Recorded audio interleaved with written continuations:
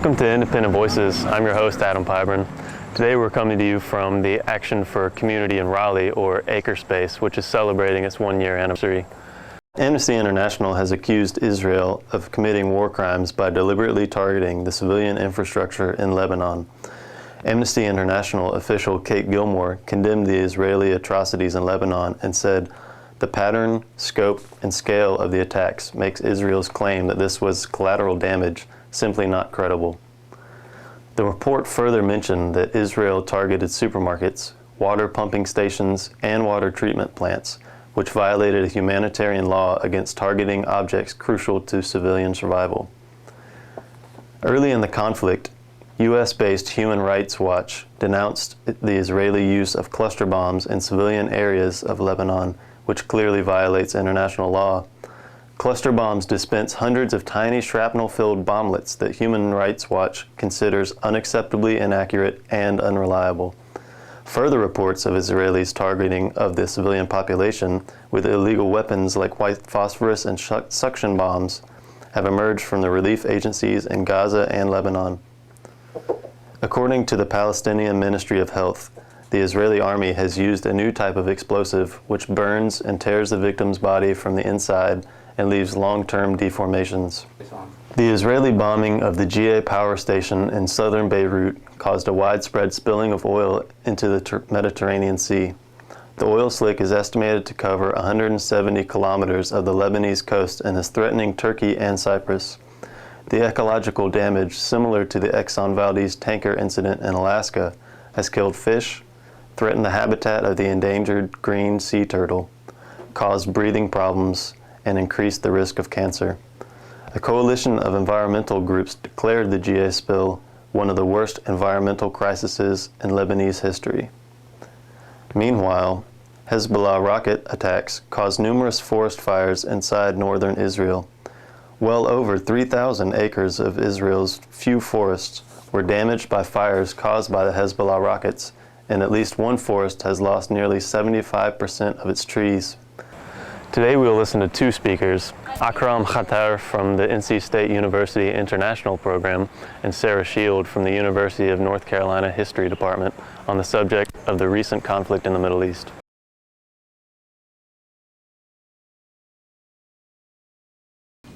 Let me first start by how Hezbollah has been characterized, and then from there I'll take it on and give you a little bit more background on the organization itself. In general, if you look at the media today, and if you look at mostly mainstream media, but even not necessarily always mainstream media, what you find is that Hezbollah has been characterized as a terrorist organization. Generally speaking, that's about as far as they take it in explaining what Hezbollah is. It's either a militant, radical Islamic organization, or really quite simply a terrorist organization. And in many ways, whether one agrees with Hezbollah's policies, actions, or what have you, is completely irrelevant to my point here. But in many ways, terrorist becomes a way of simply dismissing a more complex understanding of the organization. And as such, it really deprives us of an understanding of where their power derives from, what do they want, and how do we effectively deal with that notion. So in essence, even if one is, if you want to label it pro-Israel or not, it is really very, I think, naive at best, and rather stupid at worst, to simply look upon Hezbollah as a terrorist organization, because that's a complete misreading of them. So let me begin by a short history, and I'll really try to make it short. In many ways, the Shia community in Lebanon, which has been around for quite a long time, had been, if you will, dispossessed. And in fact, that's one of the words that was used to describe the Shia in Lebanon by an organization that was started by one of the first popular leaders, a man by the name of Musa al-Sadr, who was later, quote-unquote, disappeared in Libya. Most people think that Libyan intelligence killed him somewhere along the line. But anyway, so the Shia in Lebanon had always been marginalized, and primarily speaking, they lived in South Lebanon, as well as probably a town that you heard about beginning yesterday, a town called Baalbek, which is in the northeastern part of Lebanon on the Syrian borders. They were marginalized politically, they were marginalized economically, and they were marginalized even socially. Beginning in the 1970s, we begin to see a transformation, if you will, of the Shia community in Lebanon, primarily along sectarian lines. And as I said, it was a movement that was initiated by a man called Imam Musa al-Sadr, who himself was a religious scholar, and he undertook to establish with a headquarters in Baalbek, in the city that we heard about yesterday, I think, this notion, the movement for the dispossessed. And this was a specifically Shia movement that was meant to alleviate the position of the Shia in Lebanon, to give them a greater political voice, and in essence to allow them to move from the margins of Lebanese politics to the center of Lebanese politics that had been dominated until that moment by the Christians and the Sunni Muslims. The biggest event that ultimately transformed the Shia politics in Lebanon was 1982. In 1982, Israel undertakes what it called Peace for Galilee operation, what other people have called the invasion of Lebanon. It was until recently the most massive incursion of Israeli power into Lebanon, and in fact, it was the most massive Israeli military action in the history of the conflicts between the Arabs and the Israeli. And it was the first time that the Israelis entered into Beirut itself, the first Arab capital that they ever entered. Now, in the process of the invasion, which went very quickly, which is why I suspect the Israelis thought they could do it again now, within about 48 hours, the PLO was routed in South Lebanon, and Israeli forces drove farther and farther north, and in front of them, they drove ahead of them the Shia population of South Lebanon. We had about 400 to 500,000 refugees that simply left South Lebanon and ended up in Beirut itself, again, in the southern suburbs that we keep hearing about over and over again. Now, initially, the Shia community in South Lebanon was more or less, of course, aside from being refugees, was more or less satisfied with the fact that the PLO was pushed out of South Lebanon. However, that turned very quickly to opposition once the Israelis showed that they are not going to leave the country, that in fact they are going to stay there. And the first sign of trouble took place in the massacres of Sabra and Shatila camp. I don't know how many of you remember the details, but I don't want to go into the sordid details. Suffice it to say that the Israeli forces surrounded the two Palestinian camps, in which you had a fairly large number of Shia communities who lived there simply because it was a cheap area to live. And many of the people were killed. We don't know the exact number. Some people say 700, other people say 2,000. It's completely irrelevant as far as I'm concerned. But a massacre took place that was undertaken by Lebanese Christian militias, the Phalangists, or the Lebanese forces as they were called, and it was under the control and the guise of the Israeli Defense Forces, who sealed off the camp. Amongst the people killed were many Shia. This was not necessarily something that we heard about a lot, but there were quite a few of them who were Shia. So that was one of the moments in which you begin to see the radicalization of Shia politics in Lebanon. But beyond that, what we find very quickly is that that Israel decides that it's going to occupy South Lebanon for the foreseeable future. From that occupation, from that decision, and in fact, exactly 100 days from the invasion of Lebanon is the first moment when we see what ultimately becomes in 1985, Hezbollah, the beginning of the resistance movement against the Israelis. On the 100th day of the Israeli occupation of Lebanon, we find the first attack that, again, these, if you will, elements of the Shia political movements that comes to be known as Hezbollah, they carry out that attack against the Israelis. And from that point on, all the way to the year 2000, Hezbollah becomes in essence identified with the resistance against the Israelis. First and foremost, that's what Hezbollah is understood to be in Lebanon and beyond Lebanon. It is not understood to be as a terrorist organization.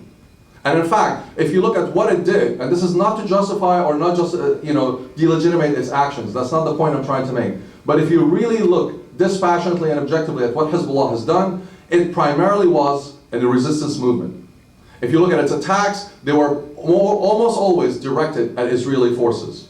The one time they directed them against American forces, which I'm sure you've seen the CNN show on that, was when they attacked the Marine barracks in Beirut. I know a little bit about this because my brother happened to be the liaison between the United States Marine Corps and the Lebanese Ministry of Defense. And we had quite a few Marine colonels in our house for lunch.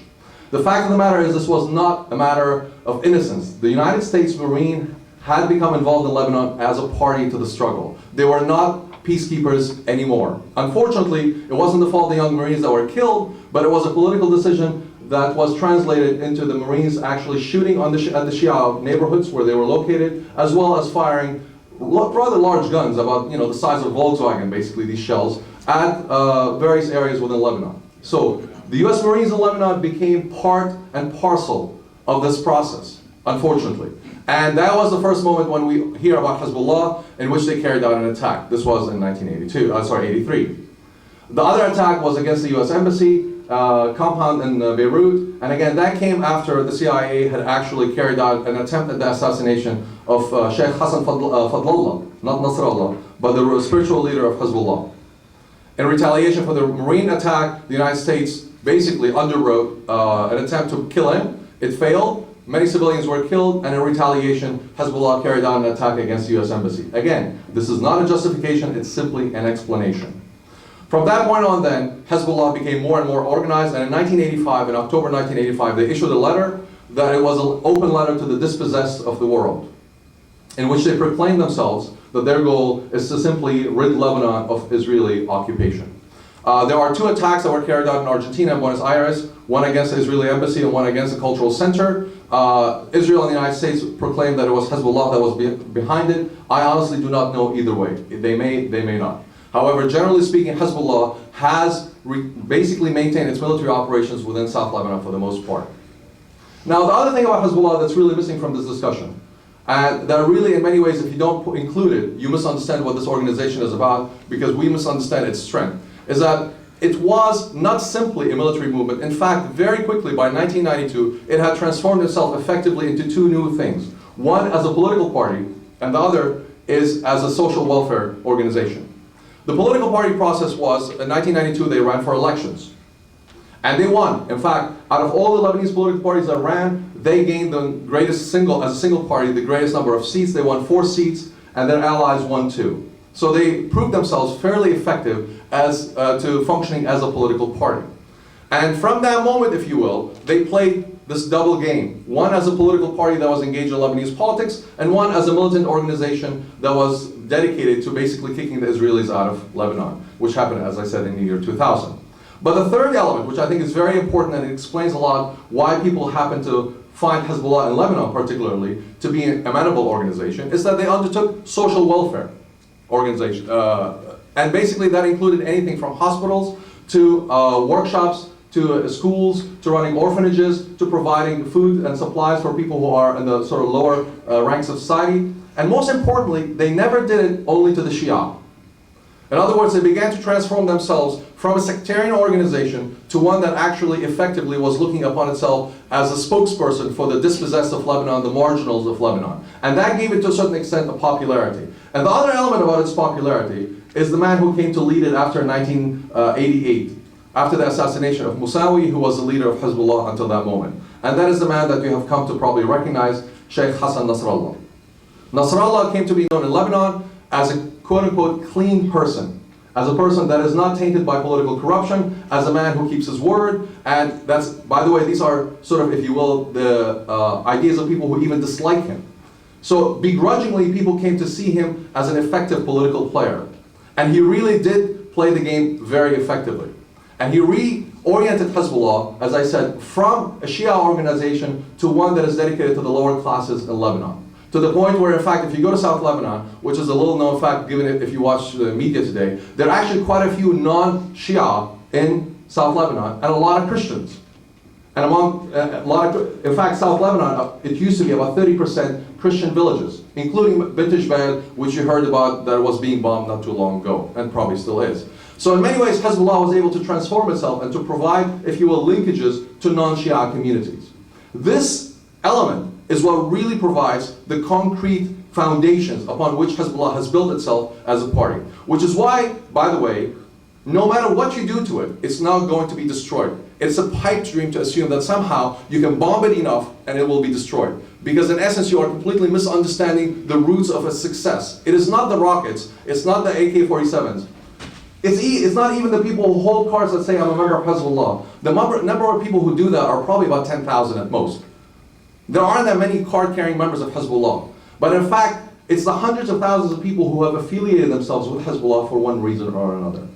And finally, and I will conclude with this, there's also a notion that has been floating around a lot, and I think we will deal with it later. My colleagues will do probably a better job than I will. But very quickly, it's always been dismissed that Hezbollah is simply a puppet of Iran. Again, that's a very sad and dangerous misreading of Hezbollah. It is not a puppet of Iran. It is not a puppet of Syria. Yes, there were Iranian Revolutionary Guards who were in Baalbek who trained the original cadres. I'm sure Iran supplied them with some weapons. Syria supplied them with some weapons. That is all very true and very correct. However, Hezbollah has also acted quite independently. It is not simply a toy that it can be turned on and off by Iran and Syria. I don't say this in defense of Hezbollah or against it. I simply state it because anytime we need to enter into negotiations, we have to understand how these people operate. So again, let me emphasize, Hezbollah has been acting independently for a long time. It is absolutely misleading to understand them simply as a puppet. Because if we do so, and I know I'm being redundant, but it's important to keep that in mind. If we do so, we will not understand how to proceed in terms of negotiations with Hezbollah. Because we will assume that all we have to do is go to Iran and or Syria, and that will basically solve all of our problems with Hezbollah. And in doing so, again, I think that will be an absolute failure. And I will conclude here. Thank you so much.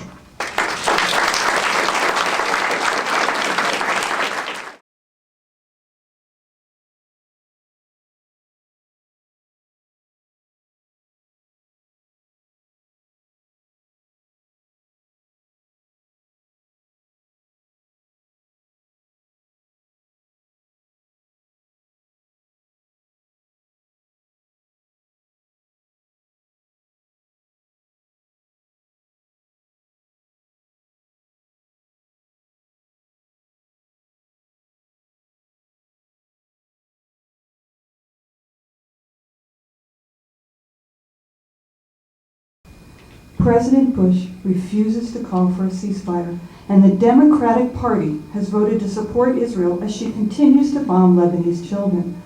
I have been at a loss to understand this, and so in thinking about it, I realize, giving us all the benefit of the doubt, that Americans are behaving the way they are because we're being told a series of lies, which I will more politely call myths here. Myth 1, Israel is defending itself against rocket attacks. There had been intermittent attacks for the border, across the border, in Syria and, between Lebanon and Israel for years. It's one of the reasons that Israel pulled out of South Lebanon in 2000. This conflict was not about rocket attacks. Israel claimed in the beginning to be attacking Lebanon and bombing her cities in order to get back 2 soldiers taken by Hezbollah. The rockets began falling from Lebanon onto Israel only after and in response to Israel's massive air campaign. It's remarkable how the American press has rewritten that chronology, but the chronology is clear. Israel does indeed have a right to defend herself, a right enshrined in international law as the sole reason to go to war. At the time she began bombing Lebanon, however, the issue was the capture of 2 Israeli soldiers and the deaths of some other soldiers during a cross-border raid. This sort of issue can be, and in the past has been, resolved through negotiations. Massive air attacks are neither the only nor even the best way to recover captured soldiers. This is not a defensive operation by Israel. It's the destruction of the state of Lebanon. Myth 2. Hezbollah is a terrorist organization like Al-Qaeda, and we must support Israel's efforts as part of our broader war on terror. As Akram pointed out, Hezbollah's goals are very dissimilar from those of Al-Qaeda. The fact that both use religious rhetoric does not make them similar. It's essential that we recognize each group that opposes Israel or the U.S. for who and what they are and take seriously their claims. Myth 3. Israel and Lebanon are somehow comparable in their abilities and their tragedies. Since Lebanon, quote, started it, unquote, as we are presented with this situation, the U.S. must support one of 2 equal combatants. Israel strikes from the air with fighter planes, from the ground with tanks. More than 834 Lebanese are dead as of this week. Hezbollah has no air force.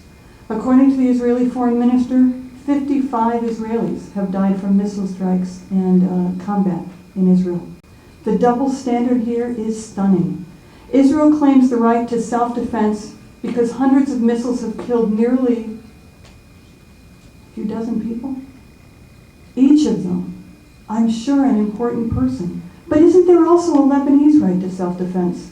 A handful of Hezbollah fighters crossed the border. The result was an immediate attack with overwhelming force. Is there to be no consequence for the much more massive Israeli border breach? Isn't that a challenge to Lebanon's ability to exist? Myth 4. Hezbollah is acting on behalf of Iran. This has been expanded on by Newt Gingrich as the beginning of World War III, as the beginning of a new global conflict whose poles are Iran and the USA. Israel's Vice Premier, Shimon Peres, described a quartet of Syria, Iran, Hamas, and Hezbollah as acting under the auspices of Iran. If they win, he said, it will be catastrophic. Now this is real historical. Governments and others have long tried to argue that any opposition to what they see as their legitimate and far-seeing programs are the fault of what they call outside agitators. Union organization in the United States must have been caused by outsiders because we all know that workers love the companies.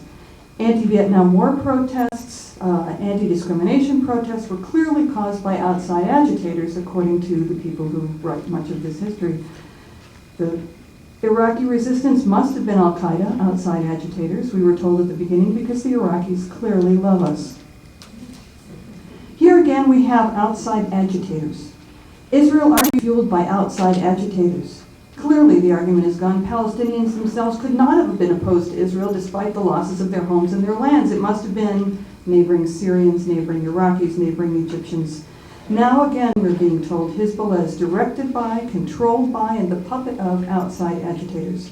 They therefore have no legitimate grievances that must be taken into account.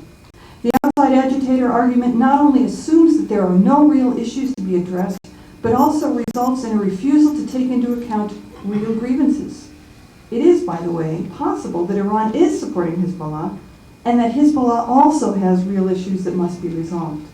A new claim is being made that this war illustrates an arc of extremism: Iran, Syria, Hamas, Hezbollah. At the same time, the only evidence being provided for this theory is the Iranian origin of Hezbollah's munitions. No credible evidence links Hezbollah's rockets to Syria, and scholars have been arguing on my listservs for the past couple of days about how much funding for Hezbollah is really coming from Iran. They're arguing that much of it's coming from wealthy Muslims ever since 2000. President Bush explained at the G8 summit, quote, "One of the interesting things about this recent flare-up is that it helps clarify a root cause of instability in the Middle East." I said, yeah, we're finally going to get to it, but I was stunned, startled by the way he finished the sentence. The root cause of instability in the Middle East, according to George W. Bush, is Hezbollah and Hezbollah's relationship with Syria, and Hezbollah's relationship to Iran, and Syria's relationship to Iran. If it can be repeated often enough that Hezbollah is really a puppet for Iran, then attacking Iran would find growing support among an American public already convinced, first, that Israel is fighting to defend itself, myth one, on behalf of the U.S. war on terrorism, myth two. Finally, myth four, there's nothing we can do about it. This is not only inaccurate, it is extremely dangerous. At a time when your neighbors are being told that Israel is fighting for its very existence, that Iran is attacking Israel without provocation, that if Hezbollah isn't defeated, it will be an enormous setback for the war on terror, and that the United States must support Israel at all costs, the first most important thing to do is talk. Read and talk. Write to your newspapers, talk to your friends, and make sure that people understand that this is not supposed to be the first set of battles in the next Iran-US war. Second, demand an opposition from the opposition party in Congress. The recent shipment of weapons to Israel was illegal under both international and U.S. law. The U.S. Congress, back in the 1970s, passed the Arms Export Control Act, which prohibits the U.S. from selling weapons to countries that will use them against civilian populations.